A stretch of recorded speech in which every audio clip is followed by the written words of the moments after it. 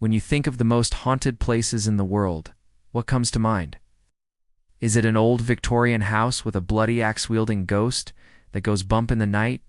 Or perhaps a prison where the walls themselves are saturated with despair and hopelessness? Well, if you've ever heard about the most haunted places in the world, then you might have come across this one before.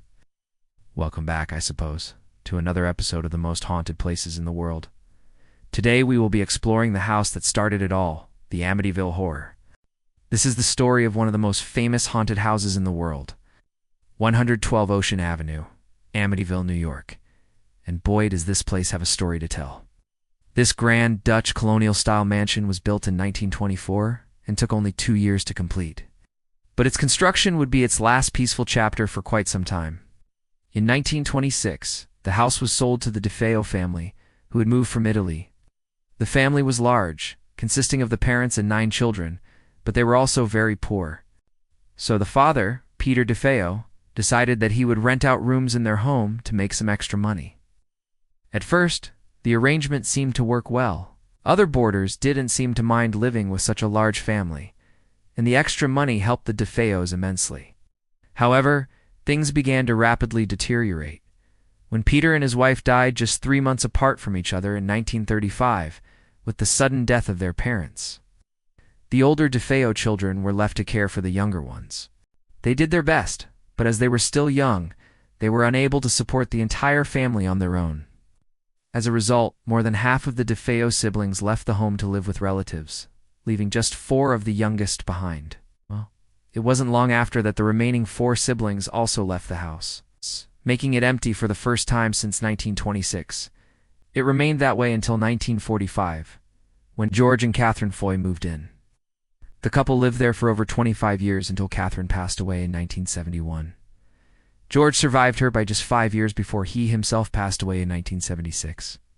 So now you're asking yourself, where is this going? Well, you see, the events that took place next are what made this house infamous. Just 1 year after the Foys moved in, a series of strange things began to happen.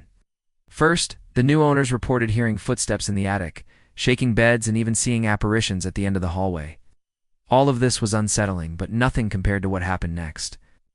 On November 13, 1974, George and Kathy Foy's son, Ronald, along with his girlfriend, went on a shooting spree, killing 6 people. When the police arrived at the scene, they found out that Ronald had taken his own life. The killings were brutal, and the details were disturbing. In fact, it's one of the main reasons why this case became so infamous. But this is where things get weird. After the police had finished the investigation and the media had gone home, odd things began to happen at the house. The new owners reported hearing screams in the night, shaking objects, and disembodied footsteps. And then there was the smell, a lingering scent of decaying flesh that never seemed to go away, no matter how much they cleaned. Needless to say, the Hesslers were so disturbed by these events that they immediately put the house up for sale. And that is when paranormal investigators Ed and Lorraine Warren came into the picture. The couple claimed that the house was not only haunted, but the evil spirits residing there were actually feeding off the negative energy created by humans. They named this entity the Amityville Horror, but it wasn't until years later that they realized just how powerful it truly was. After investigating the house, the Warrens concluded that it was the source of all the strange activity that had been happening there. They also discovered that there had been other killings in the area, all of which seemed to be linked to the house somehow. In total, 14 people have died within the vicinity of the house, with many others suffering serious physical and psychological trauma as a result of the entity known as the Amityville Horror. To make matters worse, it seems like the entity is growing stronger every day. It feeds off the fear and despair of those around it, which is why it's so important that we do something about it before it's too late. Now, this is where things take a turn for the worst. The Amityville Horror has been blamed for everything from poltergeist activity to demonic possession and even murder. If that sounds far-fetched, then just wait until you hear what happened next. In 1979, a family moved into the house and they didn't stay there for long. Soon after they arrived, strange things began to happen again. Objects would move on their own, doors would slam shut, and disembodied voices could be heard throughout the house. It got so bad that the family had to leave their home in the middle of the night. That's when Ed and Lorraine Warren came back to investigate. They discovered that the spirit of a little girl named Katie was haunting the house. Katie had died in the house in 1948, and her spirit was angry because nobody had done anything to remember her. To make things right, the Warrens held a séance to communicate with Katie's spirit. They asked her what she wanted, and she replied that she just wanted to be remembered. So the Warrens did something incredible. They organized a memorial service for Katie and invited all of her friends and family to attend. During the ceremony, they read a poem that they had written in her honor, and then they buried a time capsule filled with pictures and personal items belonging to Katie. Afterwards, the Warrens never saw Katie's ghost again. But that's not to say that she wasn't still there. In fact, it's quite the opposite. After her spirit was laid to rest, the hauntings in the house became even more intense. That's why the owners eventually decided to sell the house. Well, that is the end of this video. But if you want to know more about the Amityville Horror, then be sure to check out our full video on the subject. Today, we're going to be taking a look at one of the most famous alleged haunted houses in the world. We're going to be taking a look at the Amityville Horror. But first, if you could take a second to like this video and subscribe, that would be great. We're trying to get to 200,000 subscribers, so if you could help us out, that would be amazing. Thank you. And let's get into the video. The Amityville Horror is an alleged true story of a mass murder that occurred in Amityville, New York. On November 13, 1974, 6 members of the DeFeo family were found shot to death in their home at 112 Ocean Avenue in Amityville, New York. The killings are believed to have been carried out by the family's 23-year-old son, Ronald DeFeo, who had a history of mental illness. However, there have been many stories surrounding the murders, including those of demonic possession, a possible mass murderer, and a cover-up by law enforcement. Whatever really happened at the house on Ocean Avenue has never been fully explained, making it one of the most famous alleged haunted houses in the world. Here is the house now.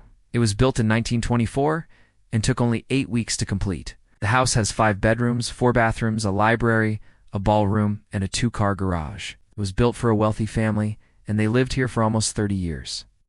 Then in 1957, the Lutz family purchased the house and moved in. George and Catherine Lutz had no idea that the house had a dark secret. On November 13, 1974, at around 8:30 p.m., the police received a call from a neighbor who reported hearing gunshots. When the police arrived at the house, they found the bodies of 6 people lying on the living room floor. The victims were all members of the DeFeo family. There was Ronald's father, Peter DeFeo, his mother Dawn, and his 4 siblings, Allison, John, Mark, and Christine. All of them had been shot in the head with a shotgun. The only person missing was Ronald, who was found wandering the streets of Amityville Village completely naked. When the police searched the house, they found that the killer had used a single-shot .35 caliber Marlin rifle to carry out the massacre. A full investigation revealed that Ronald was the prime suspect in the case. He had a history of mental illness and had been treated at a psychiatric hospital for a previous crime. However, Ronald claimed that he was innocent and insisted that someone else had committed the murders.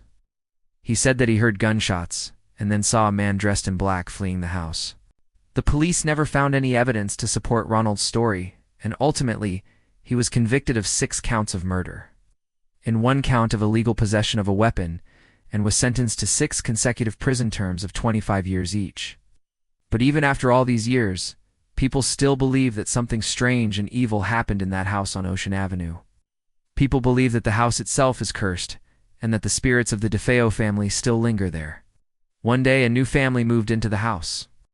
They had no idea about the dark history of the house when they bought it. But soon they began experiencing strange and terrifying things. They heard footsteps in the attic, doors slamming, and sometimes they even saw the ghost of a little girl in a Victorian nightgown. In the end, the story of the Amityville Horror is a sad and disturbing one. 6 innocent people were brutally murdered in their home, and the killer is still at large. If you think you could handle it, you can actually stay at the Amityville Horror House. You can rent it out for $1,500 a night. Would you go there? Let me know in the comments below. Now I'm going to tell you about another allegedly haunted house. This one is in Philadelphia. It's known as the Boy in the Box. In 1957, the police received a call from a woman who reported seeing a small child's body in a wooded area near the city of Philadelphia. When the police arrived, they found the body of a young boy wrapped in a blanket. The boy had been beaten to death, and it was clear that he had been dead for several days. Despite an extensive investigation, the police were never able to identify the boy or find out who was responsible for his death.